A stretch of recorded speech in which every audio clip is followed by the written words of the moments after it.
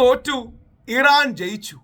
ഇങ്ങനൊരു വാർത്ത വരുമെന്ന് ആരെങ്കിലും സ്വപ്നമെങ്കിലും കണ്ടിരുന്നു? ഇറാനികൾ പോലും ഒരുപക്ഷെ സ്വപ്നം കണ്ടു കാണില്ല. ഇന്ന് ലോകത്തെ വലതുപക്ഷ മാധ്യമങ്ങൾ അടക്കം, ഇന്ത്യയിലെ വലതുപക്ഷ മാധ്യമങ്ങൾ അടക്കം ട്രംപ് തോറ്റു എന്നും ഇറാൻ ജയിച്ചു എന്നുമാണ് പറയുന്നത്. കേരളത്തിലെ ഏറ്റവും കൂടുതൽ വലതുപക്ഷത്തിലെ അല്ലെങ്കിൽ വലതുപക്ഷ ലീൻ ചെയ്യുന്ന ആൾക്കാർ കാണുന്ന നമ്മുടെ ഡിജിറ്റൽ മീഡിയയിൽ ഒന്നാണ് ശ്രീ ഷാജൻ സാറിന്റെ മറുനാടൻ മലയാളി. മറുനാടൻ മലയാളി അടക്കം ദേശീയ തലത്തിൽ അർണബ് ഗോസ്വാമിയും റിപ്പബ്ലിക്കും അടക്കം അമേരിക്കക്കെതിരെയുള്ള നിലപാടുകളാണ് എടുത്തത്. ഇറാന് അല്ലെങ്കിൽ ഇറാൻ ജയിച്ചു എന്നോ ഇറാന്റെ ശക്തികൾ പോസിറ്റീവ്ലി കാണിക്കുന്ന നിലപാടുകളാണ് എടുത്തത്. ലോക മാധ്യമങ്ങൾ അങ്ങനെയാണ് എടുത്തത്. അതിൻ്റെ കാരണം ലോകത്ത് ജനാധിപത്യവും ഒരു ഓർഡറും നിലനിൽക്കണമെങ്കിൽ ഈ ശക്തൻ അവന് ഇഷ്ടമുള്ള കാര്യങ്ങൾ ചെയ്യുന്നു എന്ന ധാരണ വരരുത്. അമേരിക്കയുടെ താല്പര്യത്തിനനുസരിച്ച്, അമേരിക്കയുടെ എന്ന് പറഞ്ഞുകൂടാ, ഡൊണാൾഡ് ട്രംപിന്റെ താല്പര്യത്തിനനുസരിച്ച് ലോകം ചലിക്കണം എന്ന് പറഞ്ഞാൽ നടക്കില്ല. നമ്മൾ ആരും ഡൊണാൾഡ് ട്രംപിന്റെ അടിമകളല്ല. യഥാർത്ഥത്തിൽ ഈ വിജയം അമേരിക്കൻ ജനതയുടെ കൂടെയാണ്. അമേരിക്കയുടെ ചരിത്രത്തിലെ ഏറ്റവും വലിയ പ്രൊട്ടസ്റ്റ്, നോ കിങ്സ് പ്രൊട്ടസ്റ്റ്, 90 ലക്ഷത്തോളം അമേരിക്കക്കാർ പങ്കെടുത്ത ആ പ്രൊട്ടസ്റ്റ് നടന്നത് ഇറാൻ യുദ്ധത്തിനെതിരെയാണ്. വിയറ്റ്നാം യുദ്ധത്തിൽ തോറ്റതുപോലെ ട്രംപ് അല്ലെങ്കിൽ ട്രംപിന്റെ മിലിറ്ററി ഇൻഡസ്ട്രിയൽ കോംപ്ലക്സ് സ്വാധീനിക്കപ്പെടുന്ന ഭരണകൂടം തോറ്റു എന്നുള്ളത് ആശ്വാസം തരുന്ന കാര്യമാണ്. മറുനാടൻ മലയാളിയുടെ തലക്കെട്ട് പോലും അങ്ങനെയാണ്. ഇറാന് മുമ്പിൽ നാണം കെട്ട് കീഴടങ്ങി ട്രംപ്, ഇനി മെരുങ്ങാതെ ഇസ്രായേൽ. നമുക്ക് ഇസ്രായേലിനെ കുറിച്ച് അടുത്ത വീഡിയോ ചെയ്യാം. യഥാർത്ഥത്തിൽ ഇസ്രായേലും അല്ല, നെതന്യാഹു എന്ന് പറയുന്ന ഒരൊറ്റ വ്യക്തിയുടെ യുദ്ധക്കൊതിയും അദ്ദേഹം ജയിലിൽ പോകാതിരിക്കാനുള്ള ഉഡായിപ്പ് നമ്പറുകളുമാണ് ഈ യുദ്ധം. നമുക്കെന്തായാലും അതിൻ്റെ ഡീറ്റെയിൽസിലേക്കൊന്ന് പോകാം. വളരെ സന്തോഷം നൽകുന്ന വാർത്തയാണ്. അത് ഇറാൻ ഭരണകൂടം ചെയ്യുന്ന എല്ലാ കാര്യങ്ങളോടും യോജിപ്പുള്ളതൊന്നുമല്ല. അവരോടും തത്വാധിഷ്ഠിതമായ ഒരുപാട് വിയോജിപ്പുകൾ ഉണ്ടാവും. പക്ഷേ വേറൊരു രാജ്യത്ത് ആരെങ്കിലും ആക്രമിച്ച് കയറി ആ രാജ്യത്തിൻ്റെ പരമാധികാരത്തെ ലംഘിച്ച് അവർക്കിടയിൽ പ്രശ്നങ്ങൾ ഉണ്ടാക്കി അവരെ പിടിച്ചെടുക്കാൻ നോക്കുന്നത് it's against the international order. നാളെ ഇന്ത്യ അതേപോലെ ആരെങ്കിലും ആക്രമിച്ച് കീഴടക്കാൻ നോക്കിയാലോ? ഒരു കാരണവശാലും പറ്റില്ല. ഇറാൻ ജനതയുടെ ആത്മാഭിമാനവും ഇറാനിന്റെ ഇസ്ലാമിക് റിപ്പബ്ലിക് 3.0 എന്ന് വിളിക്കുന്ന അതിശക്തമായ പോരാട്ടവുമാണ് ഇറാൻ ജനത പിടിച്ചു നിന്നത്. ഫെബ്രുവരി 28 അമേരിക്കയും ഇസ്രായേലും സംയുക്തമായി ഇറാനെ ആക്രമിച്ചതിന് 3 ദിവസം മുതൽ അമേരിക്കൻ പ്രസിഡന്റ് ട്രംപ് യുദ്ധം തീരുന്നു എന്ന് പറയുന്നുണ്ട്. ആദ്യം പറഞ്ഞത് ദിവസങ്ങൾക്കകം യുദ്ധം ജയിച്ച് ഇറാനെ തവിടുപൊടിയാക്കി മടങ്ങുമെന്നാണെങ്കിൽ പിന്നീട് അത് സാധ്യമല്ല, ഇറാൻ ശക്തമാണെന്ന് തിരിച്ചറിഞ്ഞപ്പോൾ അവർ ഡീലിന് വേണ്ടി കെഞ്ചുകയാണ്.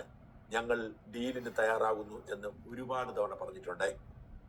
അതുകൊണ്ട് തന്നെ യുദ്ധം അവസാനിക്കുന്നു, ഡീല് റെഡി എന്ന് ട്രംപ് പറഞ്ഞാൽ ആരും വിശ്വസിക്കില്ല. അതാണ് അതിലെ പോയിന്റ്. എനിക്ക് ഷാജൻ സാറിന്റെ ഈ വീഡിയോയിൽ ഇഷ്ടപ്പെട്ടത് വളരെ ഡീറ്റെയിൽഡ് പോയിന്റ്സ് അദ്ദേഹം പറയുന്നുണ്ട്. അതായത് ട്രംപ് പറയുന്നതിന് ഒരു വിശ്വാസ്യതയുമില്ല. ട്രംപിന്റെ കൂടെ നിൽക്കുന്നവരും വിശ്വസിക്കുന്നില്ല. അയാൾക്ക് തോന്നുന്നത് ഇരുട്ടി വിളിക്കുമ്പോൾ അയാൾ പറയുന്നു എന്നല്ലാതെ ഏതെങ്കിലും ഫാക്ച്വലായ കാര്യങ്ങൾ ട്രംപ് പറയുന്നു എന്ന് ആരും വിശ്വസിക്കുന്നില്ല. ട്രംപ് ഇതേപോലെ വെനിസ്വേൽ അമിതാധികാര പ്രയോഗം നടത്തിയപ്പോൾ ഇറാനെ ആക്രമിച്ചപ്പോഴൊക്കെ വീഡിയോ ചെയ്യണോ എന്ന് ഞാൻ ഒരു വട്ടം ആലോചിച്ചു. കാര്യം അമേരിക്കയിൽ അടുത്ത മാസങ്ങളിൽ പോകുന്നുണ്ട്.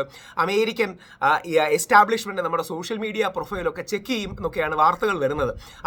പക്ഷേ എനിക്കതിന് പ്രചോദനമായത്, അതായത് നമ്മുടെ താല്പര്യങ്ങളെക്കാൾ ലോകത്തിൻ്റെ താല്പര്യങ്ങളാണ് പ്രധാനമെന്ന് എനിക്ക് പ്രചോദനമായത് പോപ്പിൻ്റെ വാക്കുകളാണ്. പോപ്പ് അതിശക്തമായി വെനിസ്വേലയ്ക്ക് വേണ്ടി നിലപാടെടുത്തു. എന്നാൽ വെനിസ്വേല കമ്മ്യൂണിസ്റ്റുകാരുടെയാണ്. പോപ്പിന് കമ്മ്യൂണിസ്റ്റുകാരുടെ കാര്യത്തിൽ പറഞ്ഞിട്ട് ഒരു കാര്യമില്ല. പക്ഷേ കമ്മ്യൂണിസം എന്നോ ക്രിസ്ത്യാനിറ്റി എന്നുള്ളതല്ല, അല്ലെങ്കിൽ ഹിന്ദുവോ മുസ്ലിം എന്നുള്ളതല്ല. ലോകത്ത് നീതിയും സത്യവും ശരിയും ന്യായവും നിലനിൽക്കണം. ഇറാൻ ഇസ്ലാമിക രാജ്യമാണ്, വെനിസ്വേല കമ്മ്യൂണിസ്റ്റ് രാജ്യമാണ്. പക്ഷേ പോപ്പ് രണ്ടുപേർക്ക് വേണ്ടി ഇടപെടുകയും ലോക മനസാക്ഷിയെ ഉണർത്തുകയും ചെയ്തത് ആ പോപ്പിൽ ക്രിസ്തു ഉള്ളതുകൊണ്ടാണ്. ആ പോപ്പിന് യേശു ക്രിസ്തുവിൻ്റെ പാതയും സെയിൻറ്റ് പീറ്ററിൻ്റെ പാതയും ഉള്ളതുകൊണ്ടാണ്. എന്നാൽ ഇറാന്റെ വിദേശകാര്യ മന്ത്രിയും സഹമന്ത്രിയും മാത്രമല്ല, മധ്യസ്ഥ ശ്രമത്തിന് നേതൃത്വം കൊടുത്ത പാക് പ്രധാനമന്ത്രി ഷഹബാസ് ഷെരീഫും ഇന്നലെ ഔദ്യോഗികമായി പറഞ്ഞു, ധാരണയിലെത്തി, ചർച്ചകൾ പൂർത്തിയായി, ഈ വെള്ളിയാഴ്ച സമാധാന കരാറിൽ ഒപ്പുവയ്ക്കുമെന്ന്. ഒന്ന് ആലോചിച്ച് നോക്കുക. അമേരിക്കൻ പ്രസിഡന്റ് എന്ന് പറയുന്ന ലോകത്തിലെ ഏറ്റവും ശക്തിയുള്ള പവർഫുള്ളായ സ്ഥാനം. ട്രംപ് കാരണം ആ സ്ഥാനത്തിൻ്റെ വില എത്രമാത്രം ഇടിഞ്ഞു. ട്രംപ് പറഞ്ഞ ആൾക്കാർ വിശ്വസിക്കുന്നില്ല. കാര്യം ഇയാളുടെ ബോധക്കേടിൽ എന്തൊക്കെയാണ് വിളിച്ചു പറയുന്നതെന്ന് ആൾക്കാർക്ക് മനസ്സിലാകുന്നില്ല. കള്ളമാണോ സത്യമാണോ എന്ന് മനസ്സിലാകുന്നില്ല. ആ സ്ഥാനത്തിൻ്റെ വില കുറച്ചു എന്നുള്ളതാണ് സത്യം. റിപ്പബ്ലിക്കൻ പാർട്ടിയോടാണ് എനിക്ക് കൂടുതൽ താല്പര്യം. അല്ലെങ്കിൽ ട്രംപ് പക്ഷേ റിപ്പബ്ലിക്കൻ പാർട്ടിയെ, ട്രംപിൻ്റെ മാഗ ബേസിനെ, മേക്ക് അമേരിക്ക ഗ്രേറ്റ് അഗെയിൻ ബേസിനെ അടക്കം ചതിച്ചുകൊണ്ടാണ്. അതായത് ട്രംപിൻ്റെ ബേസ് ഇങ്ങനെയാണെന്ന് വരുന്നത്. ട്രംപിൻ്റെ ബേസ് യുദ്ധത്തിന് കടുത്ത രീതിയിൽ എതിരാണ്. ഈ $1,00,000 കോടി അമേരിക്കക്കാർക്ക് എന്ത് ഗുണമാണ് ഉണ്ടായത്? അമേരിക്കയിലെ പാവപ്പെട്ടവന് കിട്ടേണ്ട കാര്യമാണ്. അതടക്കം ട്രംപ് ഇല്ലാതാക്കി.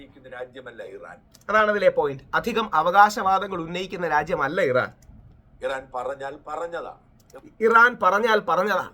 അതിന്റെ കാരണം സീരിയസ് ആയിട്ടാണ് നമ്മൾ വേൾഡ് പൊളിറ്റിക്സിൽ ഇന്റർവ്യൂ ചെയ്യുന്നത്. വാക്കുകൾക്ക് നിജം വേണം, സത്യം വേണം, മെഷർ വേണം. ഇതൊന്നും ട്രംപിനില്ല, പക്ഷെ ഇറാനുണ്ട്. ഇറാൻ വിദേശകാര്യമന്ത്രി കഴിഞ്ഞ ദിവസം വ്യക്തമായി പറഞ്ഞിരുന്നു, സമാധാന ചർച്ച പുരോഗമിക്കുകയാണ്. ഇതിനു മുൻപ് ഇത്തരമൊരു സാധ്യത ഉണ്ടായിട്ടേ ഇല്ല. ഇന്നലെ ഇറാനും പറഞ്ഞു എല്ലാ കാര്യങ്ങളും ഫൈനലൈസ് ചെയ്തു, കരാർ രൂപരേഖയായി. വെള്ളിയാഴ്ച സ്വിറ്റ്സർലൻഡിൽ വെച്ച് ഇരു രാജ്യങ്ങളും കരാറിൽ ഒപ്പുവയ്ക്കുമെന്ന്. യഥാർത്ഥത്തിൽ മധ്യസ്ഥത വഹിച്ചതും ചർച്ചയ്ക്ക് നേതൃത്വം കൊടുത്തതും ഒക്കെ ഖത്തറാണ്.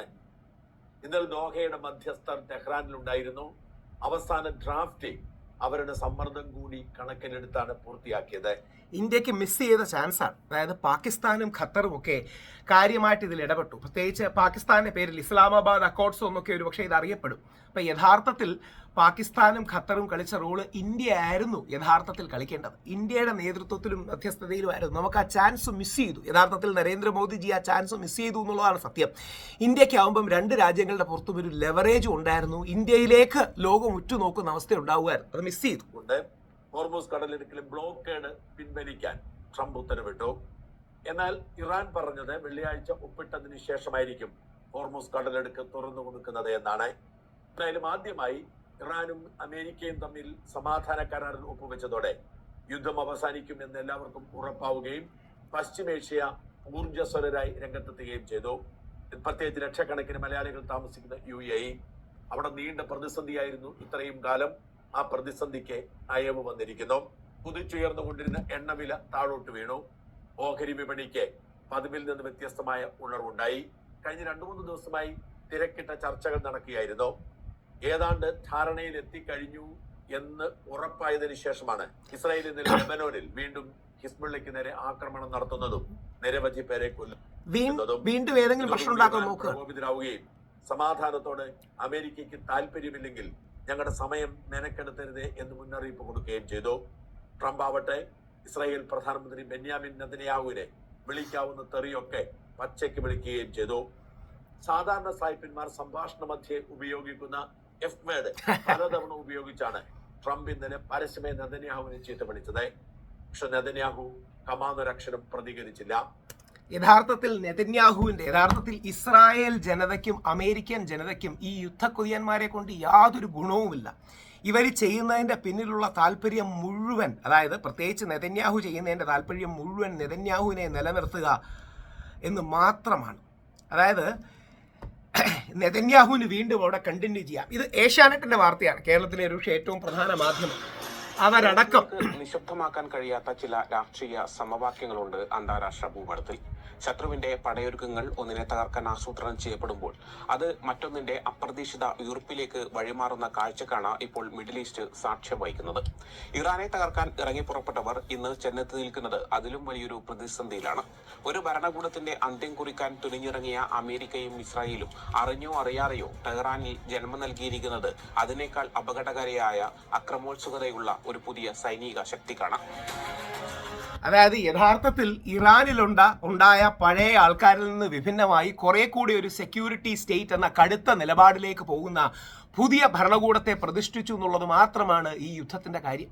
വിയറ്റ്നാമിൽ അമേരിക്ക തോറ്റതുപോലെ, അല്ലെങ്കിൽ അഫ്ഗാനിസ്ഥാനിൽ തോറ്റതുപോലെ, ഇറാഖിൽ ഐസിസിന്റെ വളർച്ചയ്ക്ക് കാരണമായത് അമേരിക്കയുടെ തെറ്റായ ഇടപെടലാണെന്ന് ഡൊണാൾഡ് ട്രംപ് അടക്കം സമ്മതിക്കുക. ഇന്ന് ലോകം സമ്മതിക്കുന്നത് പോലെ ഇറാനിലും കുറെ കൂടെ ഹാർഡ് ലൈൻ റെജീമിനെ മാത്രം ഉണ്ടാക്കാനാണ് അവർ കഴിഞ്ഞത്. യഥാർത്ഥത്തിൽ ഈ യുദ്ധം ട്രംപ് തോറ്റു, അമേരിക്കൻ ജനത ജയിച്ചു, ഇസ്രായേൽ ജനത ജയിച്ചു, ബെഞ്ചമിൻ നെതന്യാഹു തോറ്റു, ഇറാൻ ജനത ജയിച്ചു, ഇറാനിലെ ഭരണകൂടം ജയിച്ചു എന്നുള്ളതാണ് സത്യം. അതിൻ്റെ കാരണം ലോകം മുഴുവൻ അതിശക്തമായി ഇറാന് വേണ്ടി ശബ്ദമുയർന്നതിൻ്റെ കാരണം വേറൊരു രാജ്യത്തിനോട് നമുക്ക് അഭിപ്രായ വ്യത്യാസം ഉണ്ടാകാം, അവരുടെ നിലപാടുകളോടോ പ്രത്യയശാസ്ത്രത്തോടോ അഭിപ്രായ വ്യത്യാസം ഉണ്ടാകാം. എന്നാൽ ആ രാജ്യത്ത് ഇടപെട്ട് കുഴപ്പങ്ങൾ ഉണ്ടാക്കുന്ന അമേരിക്കയുടെ മിലിറ്ററി ഇൻഡസ്ട്രിയൽ കോംപ്ലക്സും അതിനെ ചൂട്ടുപിടിക്കുന്ന ട്രംപിന്റെ നിലപാടുകളും പരാജയപ്പെടണമെന്നുള്ളതുകൊണ്ടാണ്. അതുകൊണ്ട് ട്രംപ് പരാജയപ്പെട്ടു, ഇറാൻ വിജയിച്ചു എന്നുള്ളതാണ് അതിന്റെ സത്യം. അത് നമ്മുടെ നാട്ടിലെ തീവ്ര ഹിന്ദുത്വവാദികളും ക്രിസംഗികളും ഒഴിച്ച് ബാക്കി എല്ലാവർക്കും മനസ്സിലായിട്ടുണ്ട്. അവർക്ക് ഇപ്പോഴും നേരം വെളുത്തിട്ടില്ല. അവർക്ക് നേരം വെളുക്കട്ടെ എന്ന് പ്രാർത്ഥിച്ചുകൊണ്ട് നിർത്തും.